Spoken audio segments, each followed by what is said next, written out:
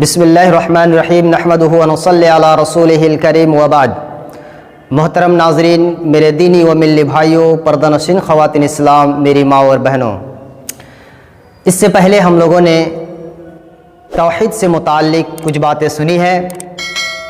توحید کی جو 3 قسمیں ہیں، اس پر ہمیں کیسے عمل کرنا ہے، اس کی کیا فضیلت ہے، یہ ساری چیزیں ہم نے قرآن اور احادیث رسول کی روشنی میں سن چکے ہیں۔ آج ہم اس کے اپوزٹ، اس کے بضد یعنی الٹا، ایک ہے شرک۔ توحید کس کو کہتے تھے؟ اللہ کو ایک ماننا، کن چیزوں میں؟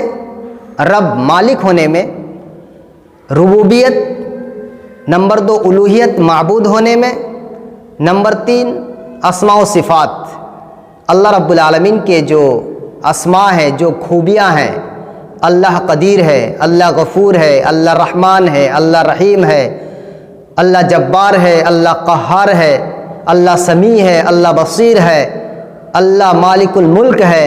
یہ ساری صفات کے اندر اللہ کو تنہا ماننا، یہ سب توحید ہے۔ اس کے اپوزٹ میں آتا ہے شرک، یعنی آپ ان چیزوں میں کسی کو اور ملا لیں، شریک کر لیں، تو یہی شرک کہلاتا ہے۔ واضح طور پر میں آپ کو بتاؤں، آپ سمجھ سکتے ہیں۔ آپ نے اللہ کو توحید ربوبیت کے حساب سے مان لیا کہ اللہ ہمارا رب ہے اور وہ ساری چیزوں کا مالک ہے، لیکن ان چیزوں میں آپ نے کسی اور کو بھی مان لیا کہ نہیں، فلاں ایسا ہے جو ہماری حیات کا مالک ہے، ہماری موت کا مالک ہے، ہماری شفا کا مالک ہے، ہم بیمار پڑ جائیں تو وہ مجھ کو شفا دے سکتا ہے، ہمیں اگر روپے پیسے کی ضرورت ہے تو وہ فلاں ہم کو روپے پیسہ دے سکتا ہے، ہمیں اولاد کی ضرورت ہے تو دوسرا ہم کو اولاد بھی دے سکتا ہے۔ تو یہ ربوبیت میں شرک کرنا ہوا۔ آپ نے رب کو تنہا رب نہیں مانا، کسی اور کو بھی اپنا مالک بنا لیا، یہ شرک ہے۔ اسی طرح آپ نے معبود، یعنی جس کی تنہا عبادت کی جائے، آپ نے معبود مانا، لیکن ساتھ ہی ساتھ آپ نے کسی اور کے سامنے جا کر کے سجدہ کیا، کسی اور سے اپنی منتیں مانگی، آپ میری فلاں خواہش کو پوری کر دو، آپ مجھ کو فلاں چیز دے دو، میری فلاں چیز گم ہو گئی ہے، نہیں پا رہا ہوں، اس کو ملا دو، کہیں سے لا کر کے دے دو، میری اولاد نہیں ہو رہی ہے، کسی اور سے مجھ کو اولاد دلا دو۔ وہاں پہ جا کر کے آپ نے جو ہے 2 کلو لڈو چڑھا دیا، آپ نے مرغا چڑھا دیا، کھسی چڑھا دیا، تو یہ کیا ہو گیا؟ آپ نے اللہ کی عبادت تنہا کرنے کے بجائے کسی اور کو شریک کر لیا، یہ شرک ہو گیا۔ اسی طرح اللہ رب العالمین سمیع ہے، سمیع کا مطلب سننے والا۔ اللہ رب العالمین بصیر ہے، بصیر کا مطلب دیکھنے والا۔ ایسے ہم بھی سنتے ہیں، ہم بھی دیکھتے ہیں، لیکن ہم کتنا سنتے کتنا دیکھتے؟ جہاں تک اس کی پاور ہے، اللہ نے جتنا اس کان کے اندر پاور دیا ہے اتنا ہی ہم سن سکتے ہیں، اس کے باہر کی آواز ہم نہیں سن سکتے۔ ہم بصیر ہے، دیکھ سکتے ہیں، کتنا دیکھ سکتے؟ جتنا ہمارے اس آنکھ کے اندر پاور ہے۔ ابھی اگر سامنے ایک دیوار آ جائے تو اس دیوار کے اس پار کیا ہے ہم نہیں بتا سکتے، لیکن اللہ رب العالمین، اس کے سننے کی کوئی پاور نہیں ہے، انلمیٹڈ، بغیر پاور کے سنتا ہے۔ ایک بڑے سے بڑے جانور سے لے کر کے ایک چونٹی کی آواز کو بھی سنتا ہے، جو زمین پہ چلتی ہے، اس آواز کو بھی میرا رب سنتا ہے، اور وہ دیکھتا ہے، اس کے لیے کوئی آڑ نہیں ہے، وہ بغیر آڑ کے ہر کہیں سے دیکھتا ہے۔ اب اگر آپ کسی کو یہ سمجھیں کہ اللہ کے علاوہ کوئی اور ہے جو میری فریاد کو قبر میں بیٹھے بیٹھے، قبر میں سوئے سوئے سنتا ہے، جو مر کے بھی سنتا ہے، جو زندہ ہو کر کے دیوار کی باہر کیا ہے نہیں دیکھ سکا، اب مرنے کے بعد وہ قبر سے سب کچھ دیکھتا ہے، یہ شرک ہے، یہ شرک کہلاتا ہے۔ اگر آپ ایسا عقیدہ رکھتے ہو تو اس کو شرک کہتے ہیں۔ اور شرک کے بارے میں میرے رب نے فرمایا، سورہ نساء 4 نمبر سورہ اور 48 نمبر آیت کے اندر اللہ رب العالمین ارشاد فرماتے ہیں، ان اللہ لا یغفر ان یشرک بہ ویغفر ما دون ذلک لمن یشاء، بے شک اللہ رب العالمین یہ شرک کو کبھی معاف نہیں کرے گا۔ شرک کے علاوہ اگر آپ کوئی گناہ کر کے مرے ہیں اللہ چاہے تو اس کو معاف کر دے گا، لیکن اگر آپ شرک کر کے مرے تو اللہ نے یہ اعلان کر دیا ہے کہ اللہ اس کو کبھی بھی معاف نہیں کرنے والا ہے۔ ایسا انسان ہمیشہ جہنم کے آگ میں جلیں گے۔ اور آگے فرمایا وَمَن يُشْرِكْ بِاللَّهِ فَقَدْ افْتَرَى اِثْمًا عَظِيمًا، جس نے اللہ کے علاوہ کسی اور کو شریک کیا اس نے اللہ کے اوپر بہت بڑا الزام اور بہتان لگایا۔ کیوں؟ اس لیے کہ جب میں نے کوئی کام نہیں کیا اور مجھ کو کہا جائے کہ آپ نے یہ کام کیا ہے تو یہ تو گناہ ہے، الزام ہے۔ میں نے چوری نہیں کیا اور مجھ کو کوئی کہے کہ آپ چور ہیں، یہ کتنا بڑا الزام ہے۔ میں نے شراب نہیں پیا، مجھ کو کہے کہ آپ شرابی ہیں، یہ کتنا بڑا ظلم ہے۔ اسی طرح اللہ نے اپنے ساتھ کسی کو شریک نہیں کیا اور آپ کہیں کہ فلاں بابا، فلاں دادا، فلاں غریب نواز، فلاں داتا بخش، فلاں گنج بخش یہ اللہ کے شریک ہیں، ان کے اندر طاقت ہے، ان کے اندر وہ پاور ہے کہ وہ اولاد دے سکتا ہے۔ غریب نواز کے اندر وہ پاور ہے کہ غریبوں کو امیر بنا سکتا ہے۔ داتا بخش ہر چیز کو دینے والا، اس کے اندر اتنی طاقت ہے کہ وہ جو چاہے دے سکتا ہے۔ یہ اللہ کے اوپر بہتان ہے، اللہ کے اوپر الزام ہے اور اتنا گھناؤنا جرم ہے جس جرم کو اللہ کبھی نہیں معاف کرنے والا ہے۔ اللہ رب العالمین نے دوسری سورہ کے اندر یہی چیز ارشاد فرمایا ان اللہ لا یغفر ان یشرک بہ ویغفر ما دون ذلک لمن یشاء، اللہ رب العالمین اپنے ساتھ کسی کو شریک کرنے والے کو کبھی بھی معاف نہیں کرے گا۔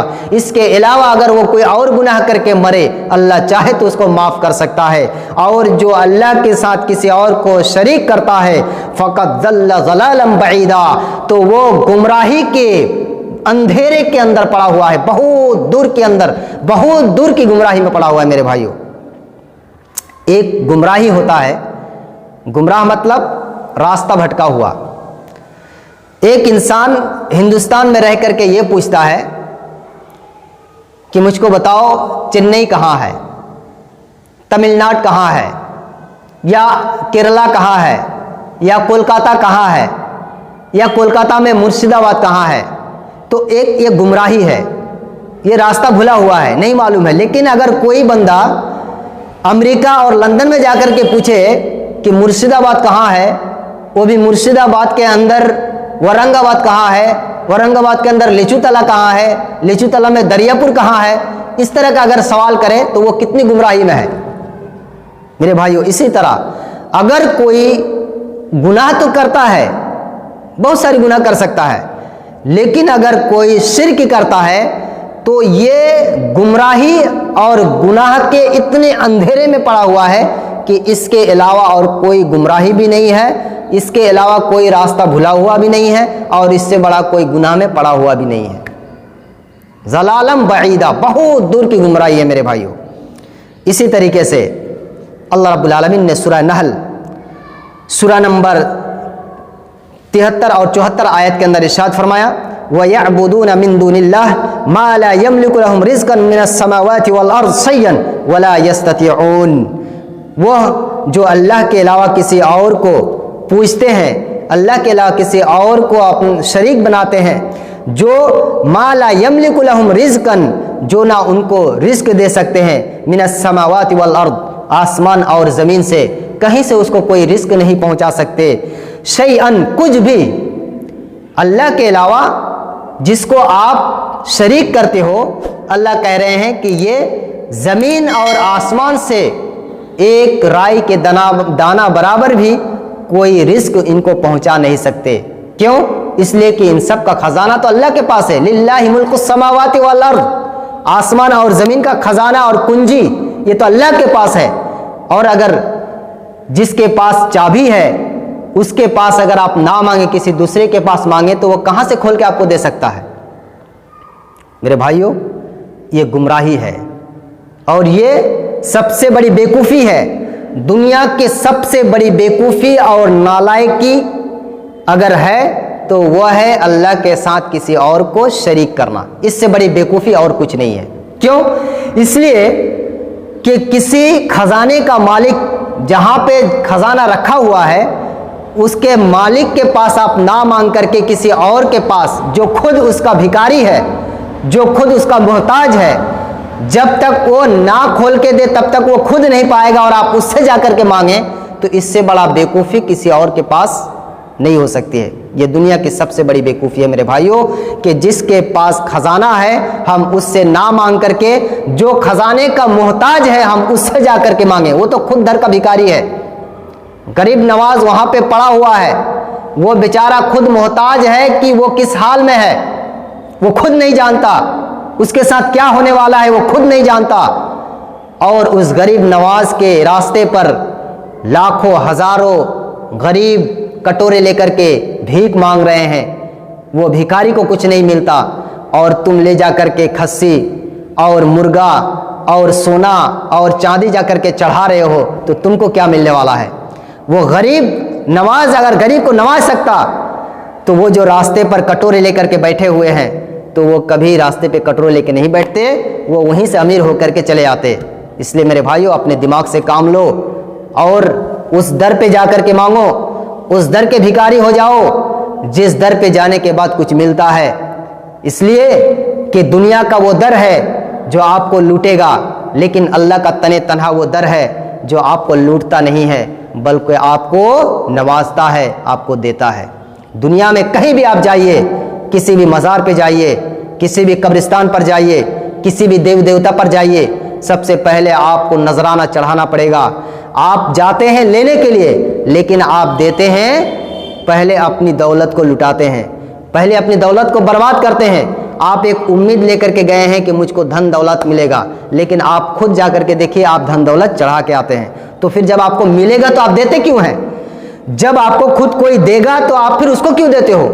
अगर वो गरीब को अमीर कर सकता है, तो फिर आप उसके दर पे जाकर के सोने और चांदी और खस्सी और मुर्गा और पुलाव और बिरयानी क्यों चढ़ाते हो? तो गरीब को देने वाला है, खाली हाथ जाओ या यहीं से मांग लो। इसलिए मेरे भाइयों, आज हमें अपने दिमाग से काम लेने की ज़रूरत है।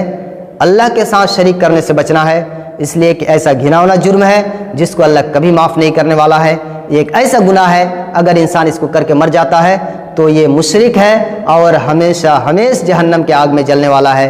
अल्लाह इसको कभी नहीं माफ़ करने वाला है। अल्लाह रब्बुल आलमीन हम तमाम लोगों को अल्लाह के साथ किसी को शरीक करने से बचाए, शिर्क जैसे गुनाह से बचाए। अल्लाह रब्बुल आलमीन हमें तौहीद पर अमल करने की तौफीक इनायत फरमाए। आमीन। बारकल्लाहु लना व लकुम फिल कुरानिल अज़ीम व नफ़अनी इय्याकुम बिल आयाति व ज़िक्रिल हकीम इन्नहु तआला जवादुन करीमुन मलिकुम बर्रऊफुर रहीम। अस्सलामु अलैकुम व रहमतुल्लाहि व बरकातुहू।